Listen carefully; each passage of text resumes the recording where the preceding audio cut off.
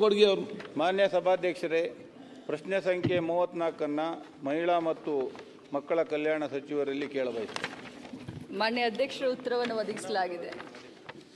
ಮಾನ್ಯ ಸಭಾಧ್ಯಕ್ಷರೇ, ಉತ್ತರವನ್ನು ಒದಗಿಸಿದ್ದಾರೆ.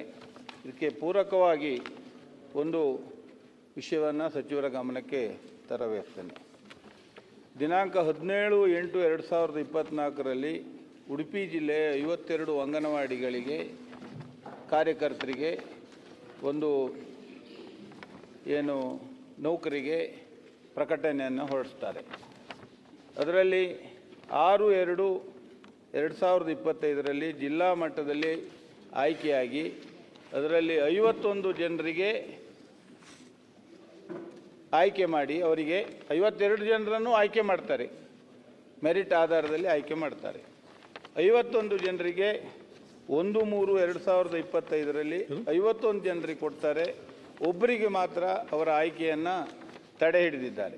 ಕಾರಣ ಏನಂತ ಹೇಳಿದರೆ, ಈ ರಟ್ಟಾಡಿ ಕುಂದಾಪುರ ತಾಲೂಕಿನ ರಟ್ಟಾಡಿ 1 ಆ ಜಾಗಕ್ಕೆ ಆ ಸ್ಥಳಕ್ಕೆ ಬೇರೆ ಒಬ್ಬರು ಹತ್ತಿರದ ಒಂದು ಅಂಗನವಾಡಿಯವರು ಟ್ರಾನ್ಸ್ಫರ್ ಕೇಳಿದ್ದಾರೆ.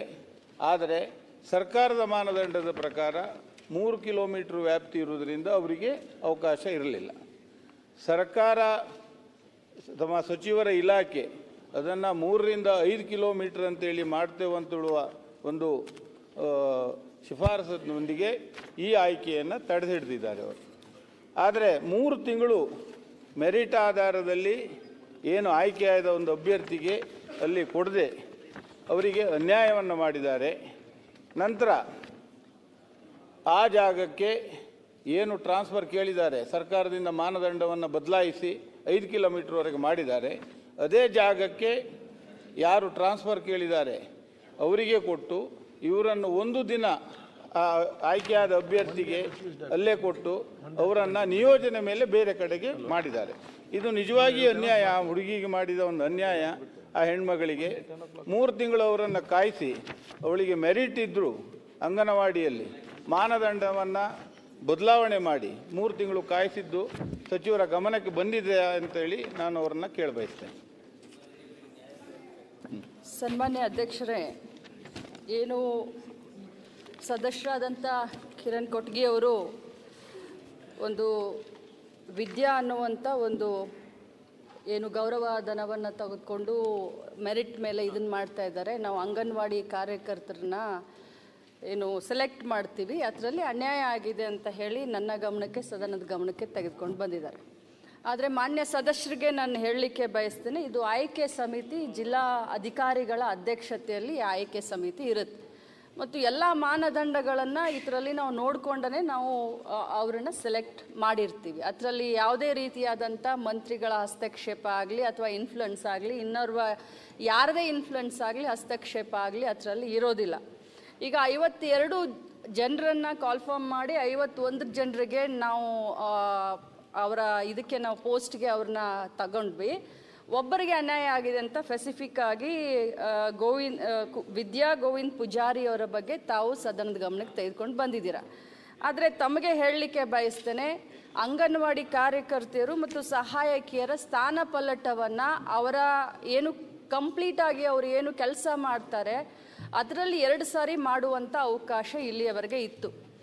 ಈಗ ಅದನ್ನು ಒಂದು ಸ್ವಲ್ಪ ನಾವು ತಿದ್ದುಪಡಿಯ ಮುಖಾಂತರ ಅದನ್ನು 3 ಬಾರಿ ಮಾಡಬಹುದು ಅಥವಾ 3ನೇ ಬಾರಿ ಮಾಡಬೇಕಾ ಸ್ಥಾನ ಪಲ್ಲಟ ಮಾಡುವಂಥ ಸಂದರ್ಭದಲ್ಲಿ ಅನೇಕ ನಾವು ಕೆಲವೊಂದು ಇದನ್ನು ಹಾಕಿದ್ದೀವಿ ಅವ್ರಿಗೆ. ಅಂದರೆ ಯಾವ್ಯಾವ ಕಾರಣಕ್ಕೆ ಅವರನ್ನು 3ನೇ ಸಾರಿ ಮಾಡಬಹುದು ಅನ್ನೋ ಒಂದು ನಿಯಮವನ್ನು ಹಾಕಿದ್ದೀವಿ. ಅದರಲ್ಲಿ ಅವ್ರಿಗೇನಾದರೂ ಸೀರಿಯಸ್ ಆಗಿ ಇಲ್ನೆಸ್ ಇದ್ದರೆ ಅದನ್ನು ನಾವು ಕನ್ಸಿಡರ್ ಮಾಡ್ತೀವಿ. ತಮಗೆ ಏನು ಇದು ಸ್ಪೆಸಿಫಿಕ್ ಆಗಿ ವಿದ್ಯಾ ಗೋವಿಂದ್ ಪೂಜಾರಿ ಅವರಿಗೆ ಏನು ತೊಂದರೆ ಆಗಿತ್ತು, ಇದನ್ನು ನಾವು ಗ್ರಾಮ ಪಂಚಾಯಿತಿಯಲ್ಲಿ ನಾವು ಬೋರ್ಡ್ಗೆ ಹಚ್ತೀವಿ. ಇಂಥವ್ರು ಆಗಿದ್ದಾರೆ, ಯಾರ್ದಾದ್ರೂ ಆಕ್ಷೇಪಣೆಗಳಿದ್ದರೆ ಕೊಡಿ ಅಂತ ಹಚ್ಚಿದಾಗ ಆಕ್ಷೇಪಣೆ ಬಂದ ಕಾರಣಕ್ಕೆ ಅವರು ಒಬ್ಬರದನ್ನು ನಾವು ತಡೆ ಹಿಡಿದಿದ್ವಿ. ಆದರೆ ಈಗ ಮಾನ್ಯ ಅಧ್ಯಕ್ಷರೇ, ಈಗ ನಾವು ವಿದ್ಯಾ ಪೂಜಾರಿ ಅವ್ರಿಗೂ ಕೂಡ ನಾವು ಅಂಗನವಾಡಿ ಕಾರ್ಯಕರ್ತೆಯಾಗಿ ಅವ್ರನ್ನೂ ಕೂಡ ಸೇರಿಸ್ಕೊಂಡಿದ್ದೀವಿ. ಮತ್ತು ಇದರಲ್ಲಿ ಯಾವುದೇ ರೀತಿ ಯಾರಿಗೂ ಕೂಡ ಅನ್ಯಾಯ ಆಗಬೇಕು ಅಂತ ನಮ್ಮದಾಗಲಿ, ನಮ್ಮ ಇಲಾಖೆದಾಗಲಿ, ನಮ್ಮ ಸರ್ಕಾರದಾಗಲಿ ಇದರಲ್ಲಿ ಯಾವುದೇ ರೀತಿ ಹಸ್ತಕ್ಷೇಪ ಇಲ್ಲ. ಎಲ್ಲರಿಗೂ ನ್ಯಾಯ ದೊರಕಿಸಿಕೊಡುವಲ್ಲೇ ನಾವು ಕೆಲಸ ಮಾಡ್ತೀವಿ. ಈಗ ಆ ವಿದ್ಯಾ ಅನ್ನೋರು ಕೂಡ ಅದೇ ಊರಲ್ಲಿ ಬೇರೆ ಅಂಗನವಾಡಿಯಲ್ಲಿ ಈಗ ಕೆಲಸ ಮಾಡ್ತಾ ಇದ್ದಾರೆ. ಮಾನ್ಯ ಅಧ್ಯಕ್ಷರೇ, ನೇಮಕಾತಿಯಾದ ಮರುದಿನವೇ ನಿಯೋಜನೆ ಮೇಲೆ ಮಾಡಲಿಕ್ಕೆ ಅವಕಾಶ ಉಂಟಾ ಕೇಳಿ. ಇನ್ನೊಮ್ಮೆ ಹೇಳಿ. ನೇಮಕಾತಿ ಕೊಟ್ಟ ಮರುದಿನವೇ ಒಂದು ದಿನ ಕೆಲಸ ಮಾಡಿ ಅಂಗನವಾಡಿಯಲ್ಲಿ ಮರುದಿನ ನಿಯೋಜನೆ ಮಾಡ್ಬೋದಾ ಬೇರೆ ಕಡೆಗೆ? ಮಾಡ್ಬೋದು. ಅದನ್ನ ಸ್ಥಳೀಯ ಅಧಿಕಾರಿಗಳ ಹತ್ರ ಚರ್ಚೆ ಮಾಡ್ತೀನಿ. ಅದು ಏನಾಗಿದೆ ಅನ್ನೋದನ್ನ ತಿಳ್ಕೊಳ್ತೀನಿ. ತಾವು ಮಧ್ಯಾಹ್ನ ಬಂದು ನನಗೆ ಭೇಟಿಯಾಗಿ, ನಾನು ಕೂಡ ಉಡುಪಿ ಉಸ್ತುವಾರಿನೇ, ನಮಗೆ ಯಾವಾಗಿದ್ರು ಸಿಗ್ತಾ ಇರ್ತೀನಿ, ಚರ್ಚೆ ಮಾಡೋಣ. ಒಂದು ಕ್ಲಾರಿಫಿಕೇಶನ್ ಮೇಡಮ್ ಅವರೇ, 3 ಕಿಲೋಮೀಟರ್ 5 ಕಿಲೋಮೀಟರ್ ಮಾಡಿದ್ದೀರಾ? ಮಾಡಿದ್ದಾರೆ 3 ಕಿಲೋಮೀಟರ್ನಿಂದ 5 ಕಿಲೋಮೀಟರ್ ಮಾಡಿದೀವಿ. ಆದ್ರೆ ಬಹಳಷ್ಟು ಈ ಗುಡ್ಗಾಡ್ ಪ್ರದೇಶದಲ್ಲಿ ನಾವು, ಯಾಕಂದ್ರೆ ದಕ್ಷಿಣ ಕನ್ನಡ, ಉತ್ತರ ಕನ್ನಡ, ಉಡುಪಿ, ಚಿಕ್ಕಮಗಳೂರು, ಶಿವಮೊಗ್ಗ ಮತ್ತು ಮಡಿಕೇರಿ ಜಿಲ್ಲೆಗಳಲ್ಲಿ ಇದ್ರೆ ಮಾತ್ರ ನಾವು ಗುಡ್ಗಾಡ್ ಪ್ರದೇಶದಲ್ಲಿ ಇದನ್ನ ಮಾಡಿ, ಅಲ್ಲಿ ಏನು ನಾನು ಹೆಸರು ಓದ್ದೆ, ಈ ಜಿಲ್ಲೆಗಳಲ್ಲಿ ಮಾತ್ರ ನಾವು ಸಡಿಲಿಸಿದ್ದೇವೆ. ಬೇರೆ ಜಿಲ್ಲೆಗಳಿಲ್ಲ? ಇಲ್ಲ. ನಾನು ಹೇಳುದು, ಒಂದೇ ದಿನದಲ್ಲಿ ಬೋರ್ಡ್ ನೇಮಕಾತಿ ಕೊಟ್ಟು ನಿಯೋಜನೆ ಮಾಡುವುದಂದರೆ ಒತ್ತಡದಲ್ಲಿ ತಾವು ಮಾಡಿಸ್ತಿದ್ದೀರಿ.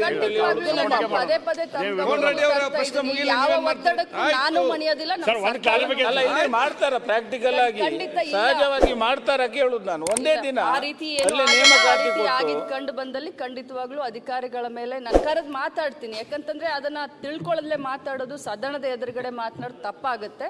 ತಮ್ಮನು ಕೂಡ ಕರೆಸ್ತೀನಿ, ಮಾತನಾಡ್ತೀನಿ. ಅದು ನೀವು ಕೇಳಿ, ಅದನ್ನ ಸರಿ ಮಾಡಿ ನೀವು. ಅದು ಸರ್, ಒಂದು ಕ್ಲಾರಿಫಿಕೇಶನ್ ಅಷ್ಟೇ ಸರ್. ಹಿಂದೆ ಸ್ಥಳೀಯವಾಗಿ ಇಂಥ ಸಮಸ್ಯೆ ಬರ್ತಾವಂತ ತಿಳ್ಕೊಂಡು ಹೇಳಿ ಅವ್ರಿಗೆ ಸಪೋರ್ಟಾಗೆ ಟಿ ಡಿ ಬಿ ಬೋರ್ಡ್ ಇವರು ಚೇರ್ಮನ್ರಾಗಿದ್ದರು. ನಂತರ MLAಗಳು ಮಾಡಿದ್ದಾರೆ ಸರ್ ನೇಮಕಾತಿ ಮಾಡಲಿಕ್ಕೆ.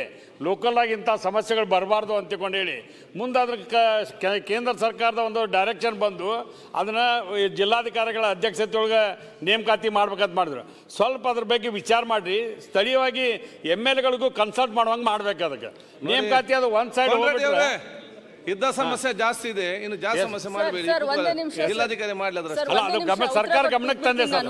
ಇದು ನಿಷ್ಪಕ್ಷಪಾತವಾಗಿ ಟ್ರಾನ್ಸ್ಪರೆನ್ಸಿ ಇರಲಿ ಅಂತ ಆನ್ಲೈನ್ ಮುಖಾಂತರ ನಾವು ಇದನ್ನ ನಾನು ಮಂತ್ರಿ ಹೇಳಿದಾಗ ಹೇಳ್ತೇನೆ, ಇದಕ್ಕೊಂದು ಗೈಡ್ಲೈನ್ಸ್ ಇದೆ. ಆ ಗೈಡ್ಲೈನ್ಸ್ ಬಿಟ್ಟು ಅಷ್ಟು ಸುಲಭ ಹೋಗ್ಲಿಕ್ಕೆ ಆಗುದಿಲ್ಲ.